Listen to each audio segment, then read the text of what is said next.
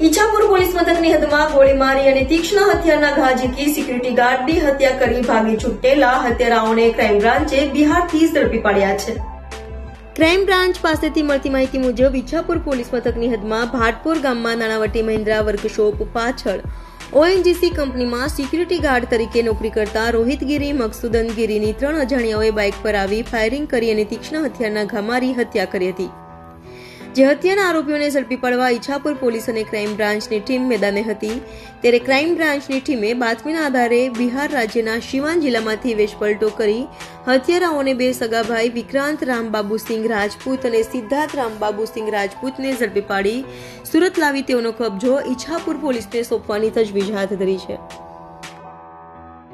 જાન્યુઆરીએ વહેલી સવારે 6 વાગે ભાટપુર ગામમાં મહિન્દ્રાના વર્કશોપની પાછળ એક રોહિતગીરી મકસદગીરી નામના એક ઓએનજીસીના સિક્યુરિટી ગાર્ડના પેટમાં છરી મારી અને હત્યા કરવાની એક ડેડ બોડી મળી આવેલી વહેલી સવારે।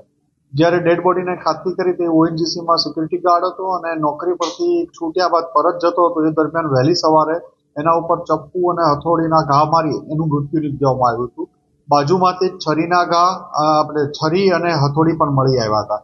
પીએમમાં લઈ ગયા ત્યાં એમના બોડીમાં જ્યાં છરી મારી હતી ત્યાં ફાયરિંગથી 15થી બુલેટ પણ મળી આવતા ફાયરિંગ કરી અને આનું મોત નિપજાયું હતું। અને આ બનાવ બન્યા પછી ક્રાઇમ બ્રાન્ચની અલગ અલગ ટીમો છેલ્લા 10 દિવસથી સખત આ કેસમાં મહેનત કરી રહી હતી। એમાં પોલીસ ઇન્સ્પેક્ટર આરઆઈ જાડેજા અને પીઆઈ જૈન ગોસ્વામીની ટીમને માહિતી મળતા એ બંને પીઆઈ તથા એમના 2 પીએસઆઈ ભાટી, પીએસઆઈ દેસાણી અને બીજા 6 માણસોની ટીમ 10 માણસોની ટીમ છેલ્લા 8 દિવસથી મહારાષ્ટ્ર, ઉત્તર પ્રદેશ અને છેલ્લે બિહારના સિવાન જિલ્લામાંથી પરમ દિવસે મોડી રાત્રે એક ઓપરેશન હાથ ધરી વિક્રાંત રામબાબુસિંહ રાજપૂત અને એનો નાનો ભાઈ સિદ્ધાર્થ રામબાબુસિંહ રાજપૂત નાઓની ધરપકડ કરી ત્યાંથી ટ્રાન્ઝિટ રિમાન્ડ લઈ અને અહીંયા 4 દિવસના રિમાન્ડ લઈને લાવવામાં આવ્યા છે।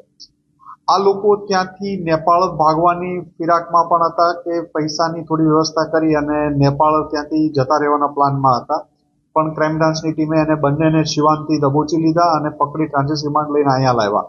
આ ઓપરેશનમાં 4.5-5 દિવસ સુધી ક્રાઇમ બ્રાન્ચના બંને પીઆઈ અને પીએસઆઈની ટીમો સતત સિવાન જિલ્લાનું ખૂબ નાનું એવું ગામ હતું અને ત્યાંથી આરોપી પકડવા ખૂબ મહેનતવાળું કામ હતું અને છટકી ન જાય એ ધ્યાન રાખી અને વોચ કરી અને એમને પકડવામાં આવ્યા હતા। આમાં વિક્રાંત અને એનો ભાઈ સિદ્ધાર્થ સુરતમાં જાન્યુઆરી 2024 પહેલા રહેતા હતા, ત્યારે આની સાથે જે મરણ જનાર છે એની સાથે ઓએનજીસીમાં સિક્યુરિટી ગાર્ડ તરીકે બંને સાથે નોકરી કરતા હતા। બંનેને પૈસાની કોઈ બાબતમાં ઝઘડો થતા વિક્રાંતના માથામાં મારી દીધેલું મરણ જનાર રોહિતે।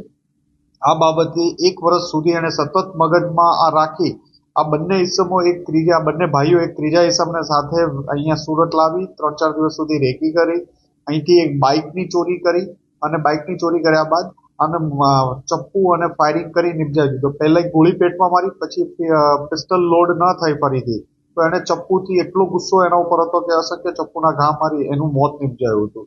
આ બંનેને પકડી આગળની કાર્યવાહી માટે ઈચ્છાપુર પોલીસ સ્ટેશને સોંપવાની તજવીજ ચાલુ કરી।